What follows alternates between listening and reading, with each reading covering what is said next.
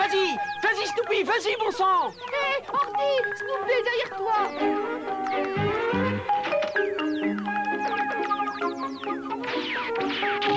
C'est bon, continue. Ouais, saute encore plus haut!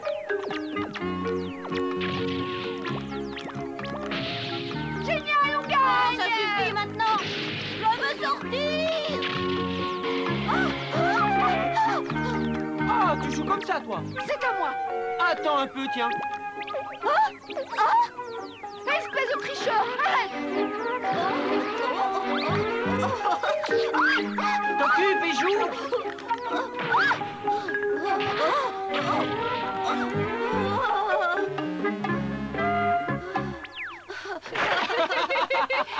Pauvre Ordi! Oh, vous êtes vraiment de mauvais joueurs.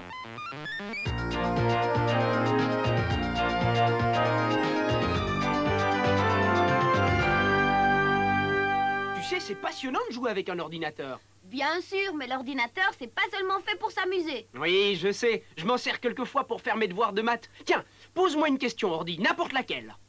Si tu veux. Alors, combien font 35 et 28? D'accord. Regarde.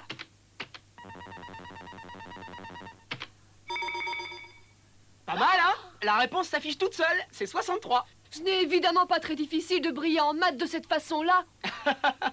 Et ça ne se limite pas à ça. Les ordinateurs peuvent faire des tas d'autres choses. Tiens, devine un peu, toi qui sais tout. Bah, je sais pas. Ah oui, je sais. On s'en sert dans les banques. En effet, vous retirez de l'argent liquide. C'est ce que l'on appelle un guichet automatique. Le guichet est relié à l'ordinateur principal. Ceci est une carte bancaire. Il suffit de l'introduire dans la machine et de composer votre code secret. Ensuite, l'ordinateur vérifie si le code que vous avez tapé est bien celui qui correspond à votre carte magnétique. Si c'est le cas, vous n'avez plus qu'à indiquer la somme que vous voulez retirer. Et le guichet effectuera l'opération, à condition qu'il reste assez d'argent sur votre compte. Veuillez récupérer votre carte et vos billets. Et voilà, c'est la somme que j'ai demandée. Waouh! Génial. Et qu'est-ce que tu vas nous offrir avec ça, Ordi? Oui, et quoi? Oh, je suis désolée, mais ce sont mes seules économies. Oh! Dommage. Revenons plutôt aux diverses utilisations de l'ordinateur. Ah oui, on s'en sert aussi dans les gares. C'est exact.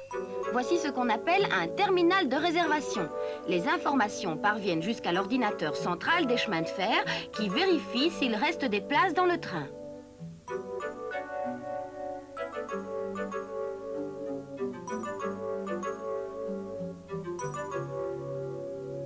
Et la réponse revient immédiatement au terminal. Bonjour monsieur, je voudrais réserver une place dans le train de nuit de 22h10 en couchette. En tapant sur les touches de son clavier, il transmettra ma demande de réservation. Mais voyons, Ordi! Tu ne vas pas voyager toute seule! Emmène-nous avec toi. Ah, je regrette, mais toutes les couchettes sont déjà réservées. Mais je peux peut-être vous trouver des places assises dans le même train.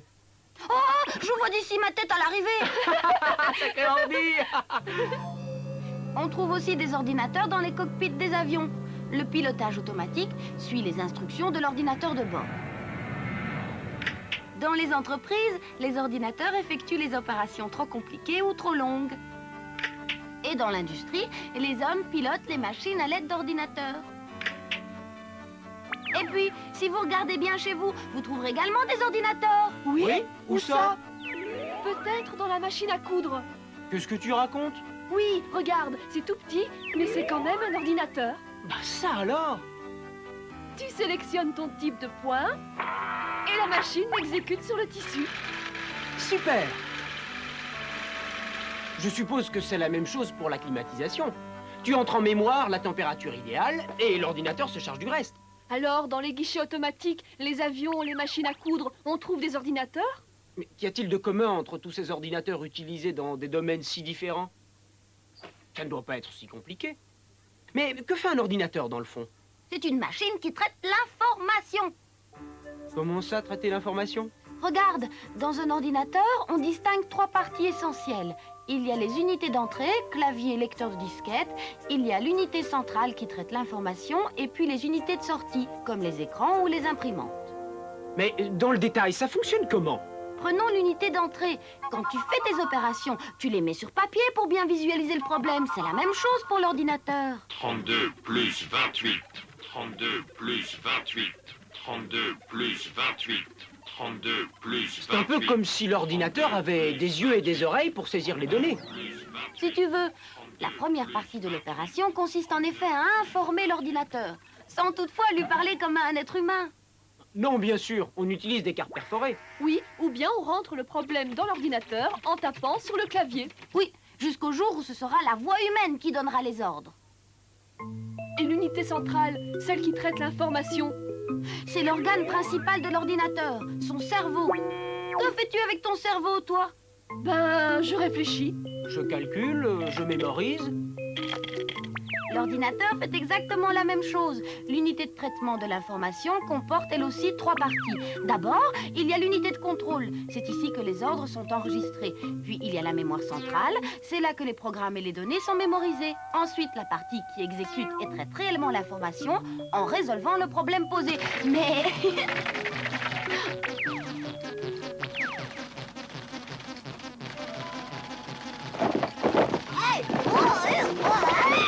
Les ordinateurs ont une capacité de mémoire limitée et quand elle est saturée, on ne peut rien y mettre de plus. Sauf si on lui rajoute des extensions de mémoire. Oui, les données supplémentaires y sont stockées. Et on va les chercher quand on en a besoin. Exactement.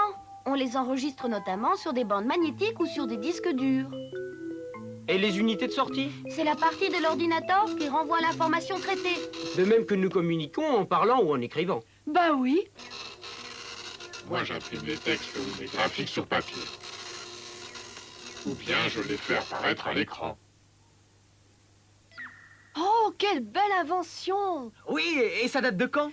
L'ordinateur, tel que nous le connaissons, est une invention récente, mais dès le XVIIe siècle, de nombreux chercheurs travaillèrent sur le projet d'une machine capable de calculer. Voici par exemple celle qui fut inventée par Pascal.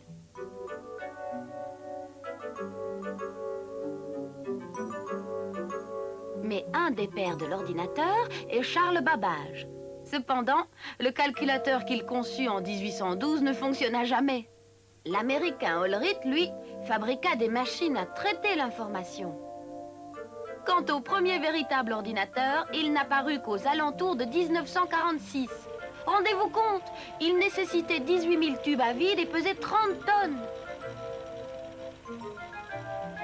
Waouh! Mon petit ordinateur personnel ne reconnaîtrait jamais son ancêtre.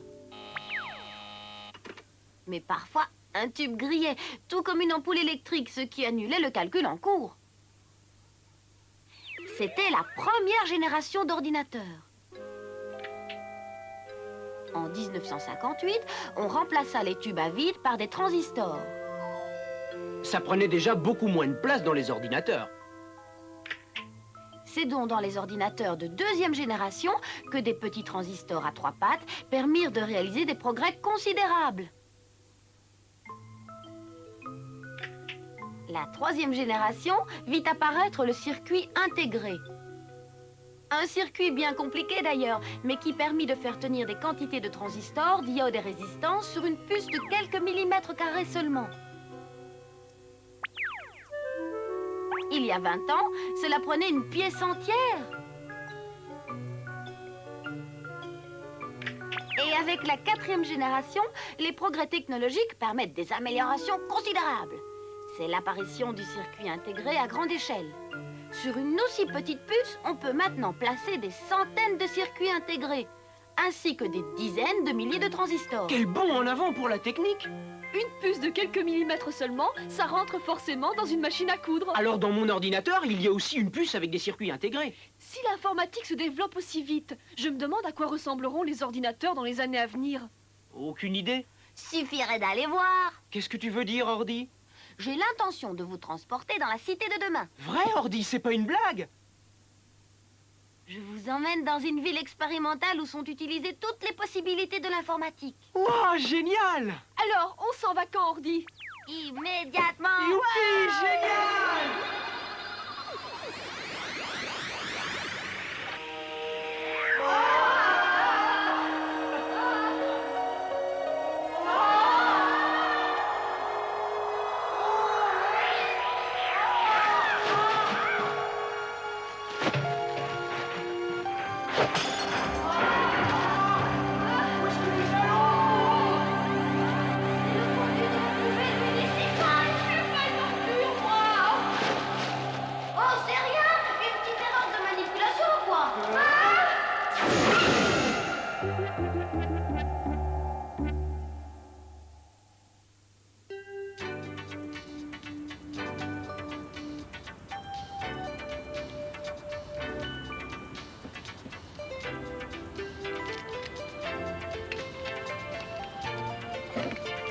Oh, quel parfum!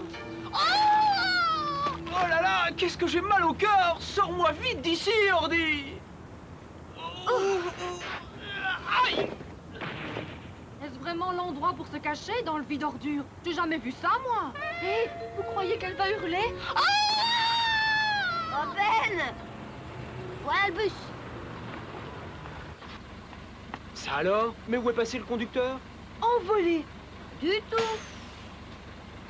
Regardez mieux, vous ne voyez rien de spécial. Tu rêves? Observe bien et tu comprendras. Ah oui, il s'agit d'un pilotage automatique. Exactement comme dans les avions. C'est l'ordinateur qui remplace ici le chauffeur. On se croirait dans un dessin animé de science-fiction, tu trouves pas? Pourquoi est-ce que le bus n'accélère pas un peu, Ordi? C'est parce qu'il y a une limitation de vitesse et que l'ordinateur de bord reçoit l'ordre de ne pas la dépasser. Ah, Oh, regardez, c'est fou. Ils peuvent conduire et faire des tas d'autres choses en même temps. et celui-là, il mange. Bien sûr, les ordinateurs de bord se chargent des problèmes de circulation et de sécurité routière. Ah, moi, ça me plaît, ces voitures.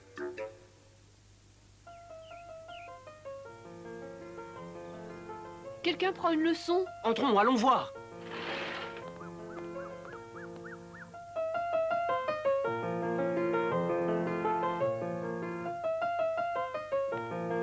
Si ce n'est pas le piano de l'homme invisible, alors qu'est-ce que c'est, Ordi?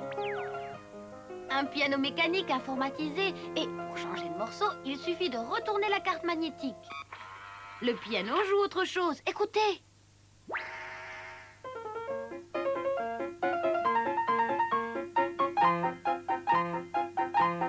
Super. Mozart. Il y a aussi des jeux éducatifs qui permettent d'apprendre à jouer de la musique et même à composer des mélodies. Et vous vous rappelez le robot qui jouait du piano à l'exposition de Tsukuba au Japon? On l'a vu à la télé ensemble. Son œil caméra lui permettait de déchiffrer la partition et son ordinateur décodait les notes de musique et envoyait les ordres qui actionnaient le mécanisme de ses doigts articulés.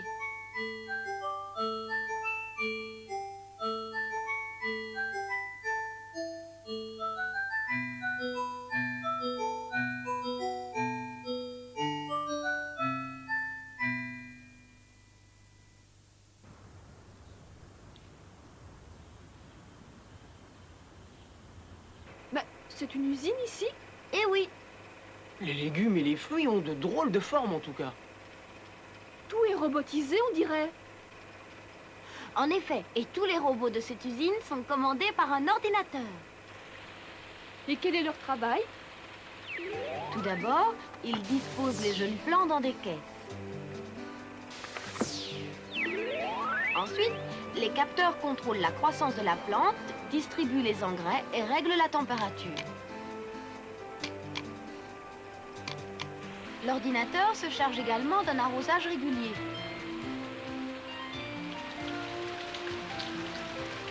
On déclenche même l'éclairage artificiel si la lumière extérieure n'est pas suffisante. Les robots font tout, quoi. Et tu ne crois pas que cela comporte des avantages? Ah, bien sûr que si. Ça évite aux gens de faire des travaux pénibles. Et en plus de ça, on n'a plus à craindre la sécheresse ni les intempéries. Et les plantes sont protégées des insectes nuisibles par les vitres de la serre. Et fini les doses d'engrais mal évaluées. Et si l'ordinateur s'occupait un peu de nous, on serait tellement plus intelligents. Et tellement plus beaux. Impossible, les enfants. Vaut mieux pas. Et nous voici à la maison. On va habiter ici. 7, 4, 3, 1, 1. Waouh, c'est vraiment high-tech ici.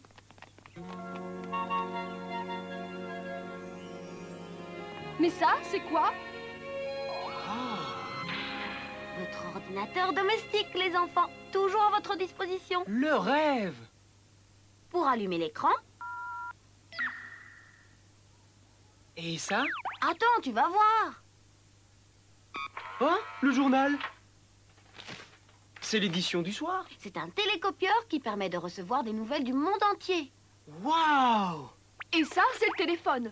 Branché sur un écran. Super! On va enfin voir la tête de ceux qui nous appellent. Attendez, ce n'est pas tout. Il a des tas d'autres usages, ce téléphone. Ne sois pas si mystérieuse, Ordi. Très bien. Est-ce que l'un d'entre vous a faim? Oh oui, moi, Ordi, je pourrais avaler un éléphant. Et moi, une baleine. Bon, que diriez-vous d'un bon petit restaurant pour dîner? Ouah! Et c'est pas la peine de courir comme ça. Où allez-vous? Plus de restaurant? Que voulez-vous manger? Ben, faudrait peut-être un menu d'abord. Aucun problème. Quoi? Quel est le code des services de restauration? Ah, j'y suis. Le téléphone.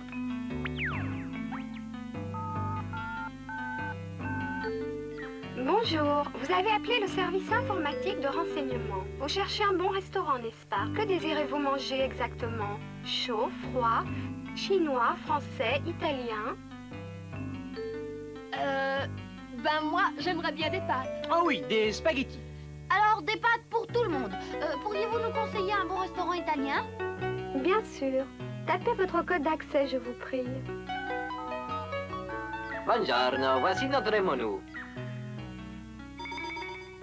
Alors? Tout a l'air bon. Et toi? Oui, bon, c'est moi qui choisis. Tout sera prêt dans 10 minutes. Eh bien, c'est sans sas. Incroyable! Un câble en fibre optique relie le visiophone et l'ordinateur familial aux centrales informatiques. Cela permet d'obtenir un grand nombre d'informations. Grâce à cela, n'importe qui peut utiliser les nombreux services télématiques en passant par son ordinateur personnel. Pour trouver un bon restaurant, par exemple, il vous suffit de chercher le code correspondant dans l'annuaire des services télématiques et l'ordinateur fait le reste jusqu'à la livraison des plats à domicile. C'est une idée originale. Et pourtant, certaines habitudes n'ont pas changé. Tiens, on continue à retirer de l'argent liquide au guichet automatique. Oui, et on peut toujours prendre ses réservations dans les gares. Mais tu peux effectuer également toutes ces opérations depuis ton ordinateur personnel, puisqu'il est relié aux différents centraux. Tu peux recevoir les dernières nouvelles, la météo ou faire des achats.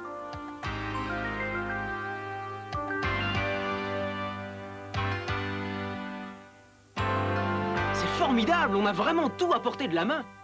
Eh oui! Ah, c'est prêt! En tout cas, ça sent bon. On ne paie rien? Bien sûr que si. Le restaurant prélève automatiquement de ton compte en banque le montant de l'addition. Donc, plus besoin de se promener avec de l'argent liquide.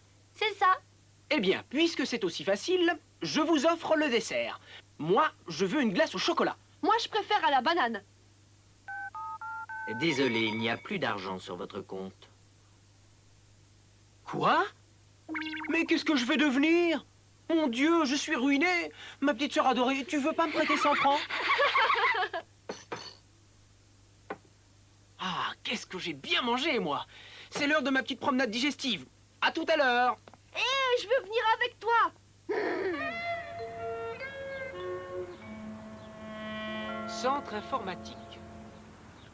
Oh, c'est sûrement ici que se trouvent les serveurs télématiques. J'ai bien envie de voir à quoi ça ressemble. Et puis comme ça, c'est moi qui en apprendrai à Ordi pour une fois. Ah! Une barrière électromagnétique! Interdiction de pénétrer dans cette zone à moins que tu aies un badge. J'ai rien sur moi, monsieur. Pas de badge personnel? Allez, oust! Oui, oui, monsieur, vous fâchez pas, je m'en vais. Va te laisser passer.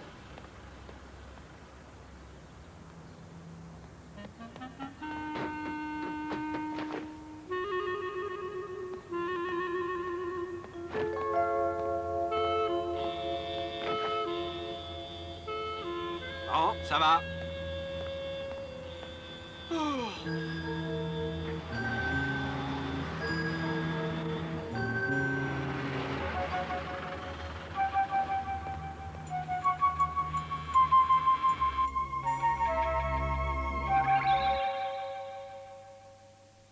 Mais qu'est-ce qu'il peut bien faire, Ordi? Ça fait des heures qu'il est parti maintenant, je suis inquiète. Elle a peur pour lui alors qu'il s'amuse certainement, non? À moins qu'il ne se soit perdu, Ordi. Un robot l'a peut-être même enlevé. Il doit s'amuser à des jeux vidéo.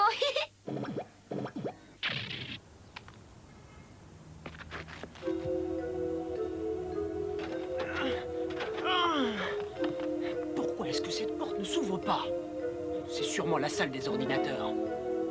Interdiction d'entrée.